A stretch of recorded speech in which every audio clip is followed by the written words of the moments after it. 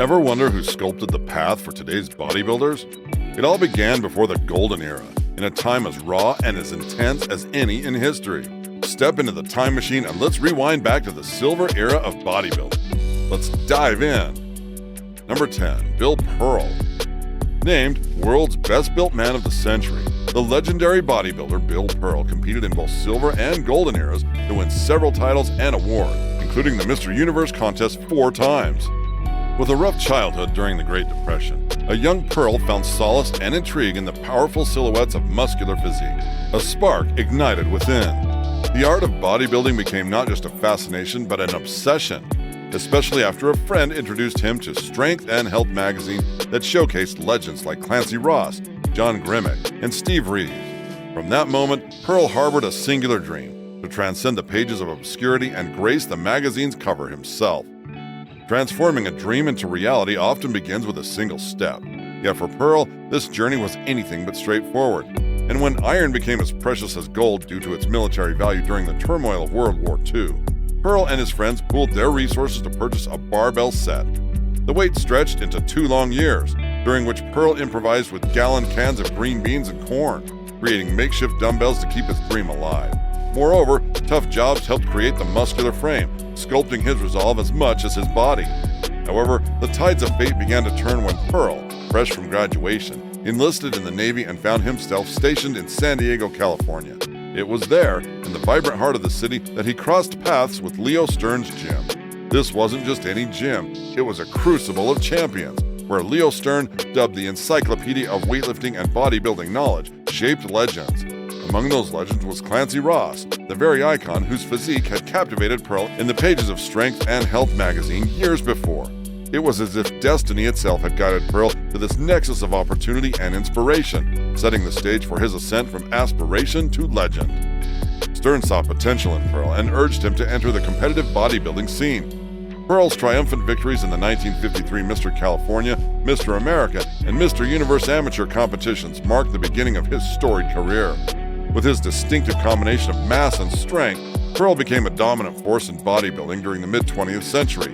Over the span of nearly 2 decades, from 1952 to 1971, he participated in 11 bodybuilding contests, clinching victories in 9. His achievements include winning titles from the 1952 Mr. San Diego to securing 4 Mr. Universe Pro titles, achieving 3 overall victories and 1 in the tall category, 1956, 1961, 1967, and 1971. On September 14, 2022, the fitness and bodybuilding community mourned the loss of a legend, Bill Pearl, who passed away at the age of 91. Just as the cover of Strength and Health magazine once sparked his own aspirations, Pearl became a beacon of motivation for countless individuals, including Arnold Schwarzenegger. Arnold said, "When my goals were just dreams, it was idols like Bill Pearl, one of the greatest bodybuilders of all time, who motivated me to make the impossible possible. I put his photo above my little bed in Austria to remind me to keep pushing, to stay hungry, and to never give up."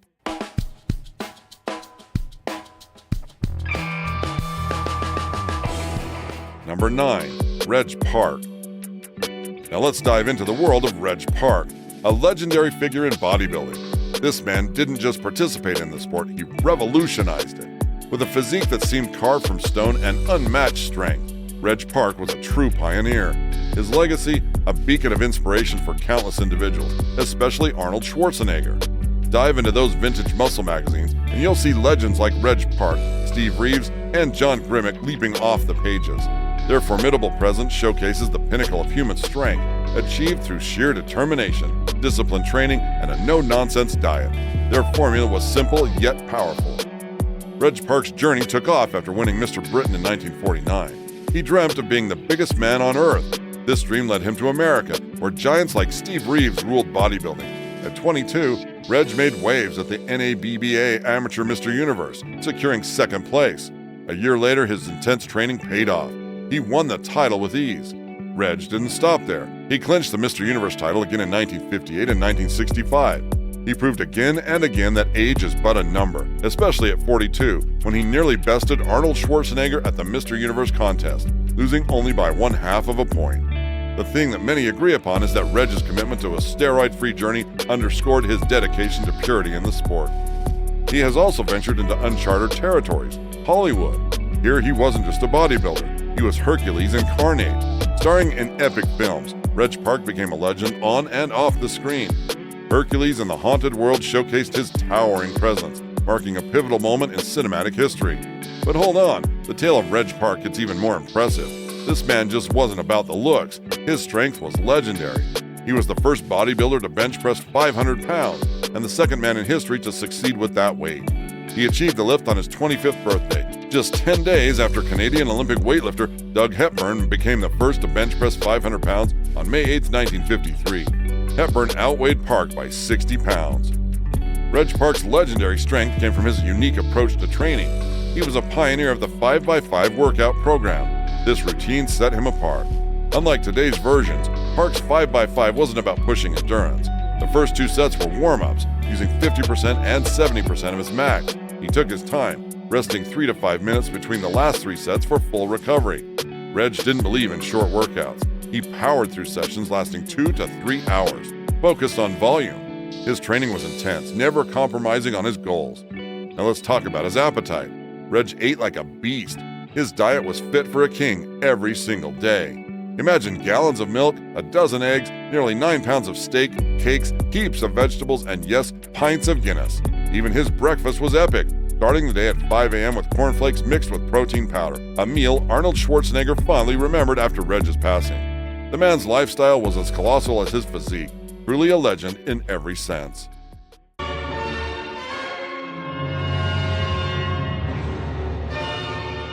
Number 8. Armman Tanny. In the golden age of bodybuilding, where the focus was on building muscle the natural way and living a healthy life without steroids, there was one guy who really broke the mold, but not the way you'd expect. So gents, this was the era of Armman Tanny, a man whose name became synonymous with the daring and unconventional practice of raw meat bodybuilding. While the idea of consuming uncooked foods may raise eyebrows even today, but for Tanny, this unique nutritional strategy was a defining aspect of his fitness journey. Digging through old interviews and the pages of Randy Roach's Muscle, Smoke, and Mirrors, we find out that Tanny's journey into the world of raw food started with a wrestling tour across the edges of America. As a skilled wrestler and weightlifter, Tanny found himself in Hawaii in 1947, wrestling with the locals. He was blown away by how strong and healthy his Polynesian opponents were. Their secret? A diet almost completely made up of raw stuff, fruits, fish, meats, and veggies. For Tanny, this was totally new and promised big results. Back in the States, curious but skeptical, Tanny hit the books. Having dabbled in medical school, he knew a bit about the body, but not enough about raw diets. His research led him to Weston Price, a dentist who wrote about the diets of traditional societies, many of which included loads of raw food. With Price's findings in hand, Tanny started his own raw food adventure. He munched on raw tuna, lobster, and clams he picked up at the Santa Monica Pier, alongside beef, liver, nuts, fruits, and veggies. Taking advice from Gaylord Hauser, a nutrition guru at the time, Tanny added some standard bodybuilding supplements to his diets like brewer's yeast, desiccated liver, yogurt, blackstrap molasses, and wheat germ oil.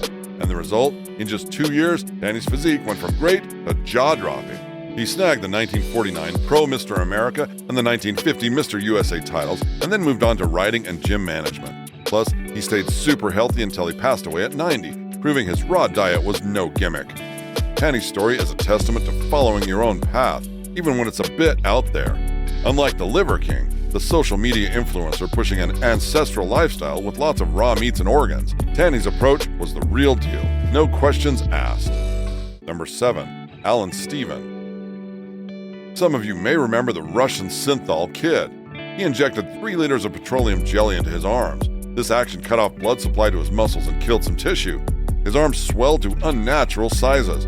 It shows the dangerous lengths some go to mimic their idols without real work. Such extremes would infuriate bodybuilding legends. Take Alan Steven, for example.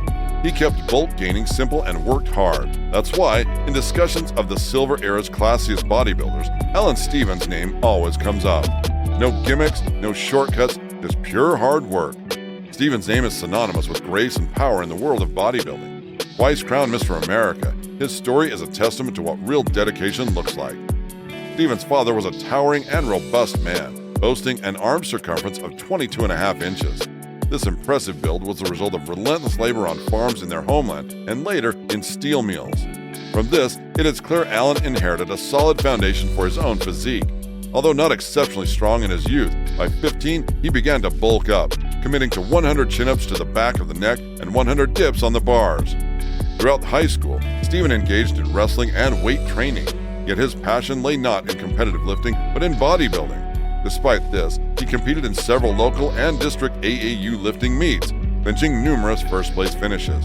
Remarkably, at the age of 19 and weighing about 205 pounds, he managed to press 260, snatch 240, and clean and jerk 325. Considering his focus was not on lifting but bodybuilding, these accomplishments are quite impressive. Fast forward to 1946. Fresh out of the Navy, Steven faced what seemed an impossible challenge. With only 6 weeks to prepare, he dove headfirst into training for the Mr. America contest. Many would balk at the idea, but not Steven. He saw it as a golden opportunity to stand among the grades, to learn and to grow. And guess what? He didn't just show up, he stole the show. Winning Mr. America wasn't just a victory, it was a moment of revelation, a promise to inspire future generations to chase greatness the right way. Needless to say, Alan Steven built his legendary physique without any of the modern enhancements. No drugs, minimal nutrition knowledge, just pure unadulterated hard work. It's a narrative that not only inspires but challenges us. In today's world of quick fixes and shortcuts, Steven's legacy is a beacon of hope, a reminder of what's possible with dedication and hard work. Alan Steven, in the year of 1946, faced some, I wouldn't say as difficult opponent as Steve Reeves did in 1940. Number 6. George Eierman. What do you think about the statement from a former Mr. America and Mr. Universe who said, "A gym is where you go to work out and get in shape, while a health club is where you go to get dates"?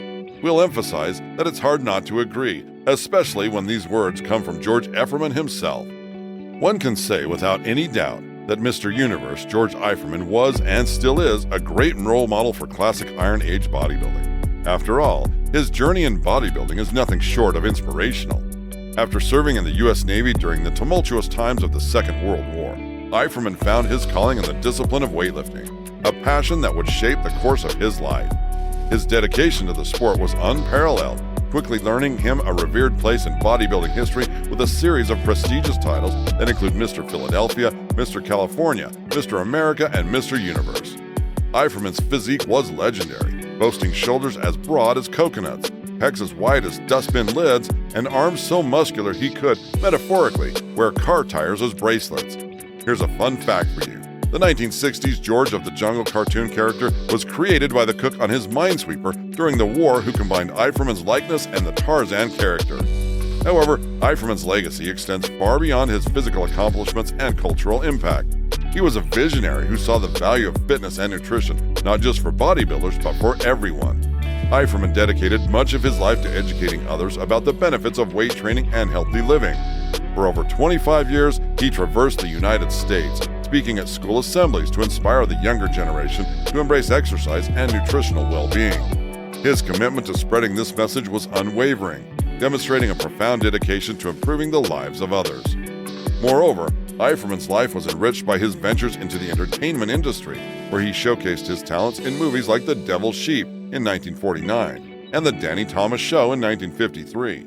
Also, he shared the stage in Las Vegas with Mae West, the legendary actress, and his one-time girlfriend. Behind the muscle and the smiles, Eierman was a man of substance.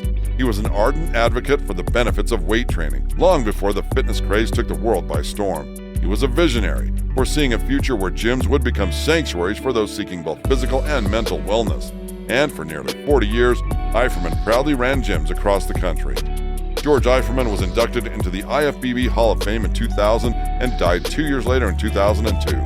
And in reflecting on George Eierman's contributions to bodybuilding and society at large, it is clear that his impact was profound and far-reaching. He was, in every sense, a true champion of the sport and a legend in his own right. Time, ladies and gentlemen, I want to introduce to you the one and only Mr. America. Number 5. Clarence Ross. Back in the silver era of bodybuilding, Clarence Ross was a living legend, a real superstar. Ross was the man on muscle mags everywhere in the 40s, 50s, and 60s, becoming a bodybuilding icon. But his journey to the top was anything but easy. Losing his mom young and bouncing around foster homes, life threw him some curveballs early on. bullied for being skinny and having flat feet, Clarence decided he'd had enough. He was determined to get strong. He threw himself into sports like football, basketball, and track, aiming to bulk up and stand tall. And by 17, Ross had shot up to 5 feet 10 inches and hit 135 pounds, but he wasn't satisfied. He wanted more, to be bigger, stronger. So he started lifting weights, diving into the York barbell system, and packing on 15 pounds of muscle. His will to win turned his life challenges into fuel for his fire, making him one of the only 2 guys to ever beat the legendary Steve Reeves. When Pearl Harbor was attacked, Ross didn't hesitate. He joined the United States Air Force, not just to serve his country, but also to become a symbol of strength and resilience. His massive size and deep knowledge of training earned him the role of the Air Force's weight training instructor.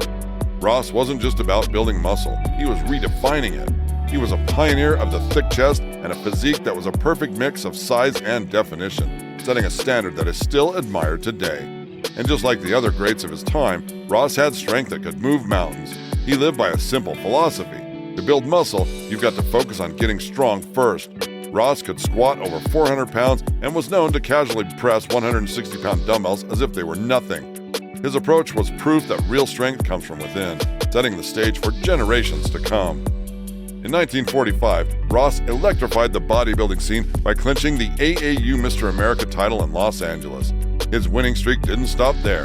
On March 13, 1948, he triumphed again, this time securing the Mr. USA title also in Los Angeles. Ross kept pushing the limits, showcasing an incredible physique at the 1949 Mr. America contest in a bid to defend his title. He ended up in second place, with Grimm stealing the spotlight and the first place trophy. However, Ross still managed to outperform Steve Reeves, marking him as one of the only 2 men to have ever defeated Reeves in the sport's history. 1955 saw Ross making a notable return to the bodybuilding world, participating in the Professional Mr. Universe in London. He dominated the tall class and claimed first place, though he was edged out for the overall title by Leo Robert. Some speculate his performance was impacted by the grueling journey to London in minus 10-degree weather, during which time he fell ill with the flu. Despite the challenges, Ross gave a memorable performance and gracefully exited the bodybuilding arena after his last competition. But one thing is certain, Clarence Ross's legacy extends far beyond trophies and titles. He is an inspiration to countless aspiring bodybuilders, not just for his impressive physique, but also for his unwavering dedication and the positive influence he brings to the bodybuilding community. So the next time you hit the gym and push yourself to the limit, remember the name Clarence Ross, a true bodybuilding legend who continues to inspire generations of iron warriors.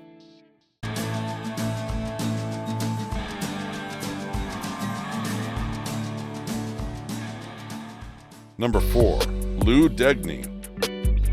Born into the golden era of bodybuilding, Lou Degny, also known by his stage name Mark Forrest, was more than just a man of muscle. His journey from the streets of Brooklyn to the shining lights of Hollywood is nothing short of cinematic.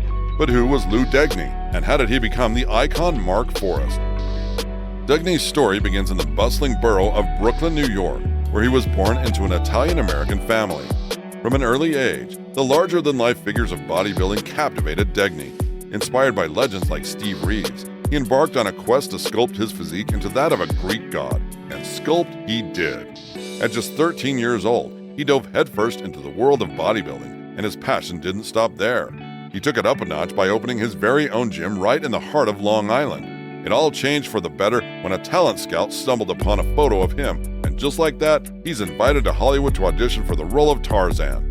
But fate had other plans, and even though he didn't land the Tarzan gig, he found himself flexing his muscles on stage in Mae West's electrifying Las Vegas show. Later on, he threw himself into weightlifting competitions, leaving his mark by clinching the title of Mr. Muscle Beach in the sunny stretches of Venice, California. But Degny's ambitions soared beyond the bodybuilding stage. With muscles that could rival Hercules himself, he set his sights on the silver screen. Changing his name to Mark Forrest, he transitioned into acting, where he found himself cast as the heroic lead in a slew of Italian peplum films, also known as sword and sandal epics. As Mark Forrest, he battled mythological beasts, led armies into battle, and captivated audiences with his heroic deeds. His roles in films like Goliath and the Dragon and The Lion of Thieves showcased not only his physical strength, but his ability to carry a film as its leading man.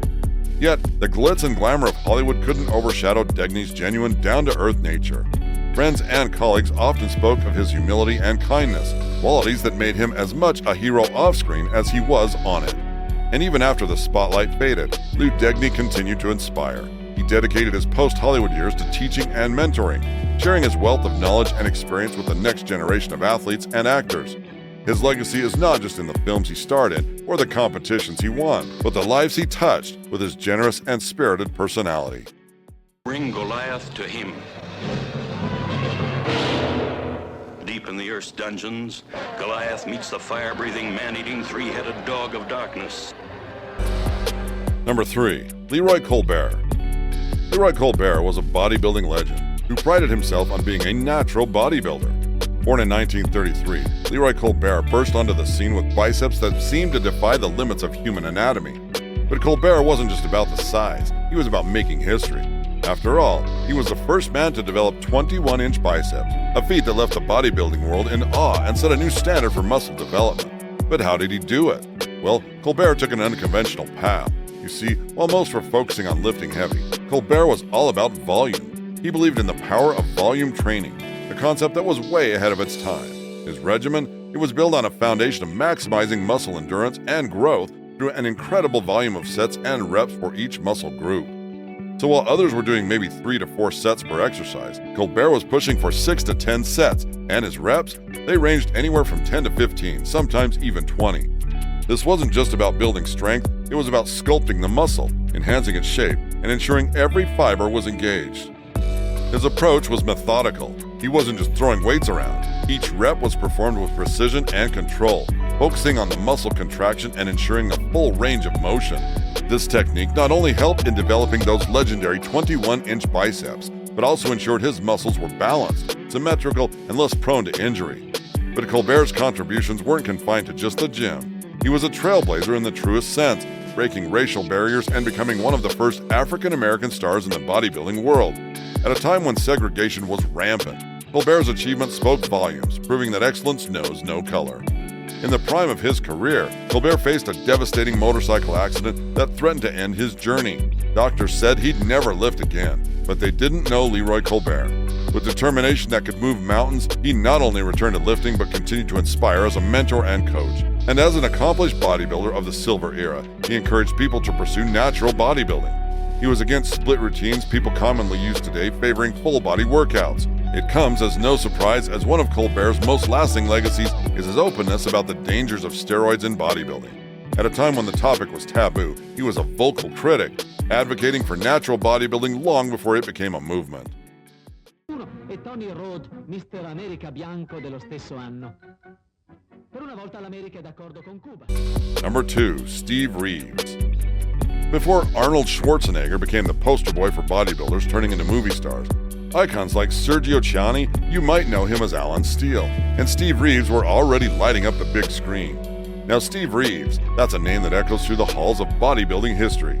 Crowned as the greatest bodybuilder of the Silver Era, Reeves' legendary physique was achieved due to an unusual approach, not the kind you might think. Imagine this, a young Reeves struggling with poor posture until his mother steps in with a solution that sounds more like a medieval torture, a brace.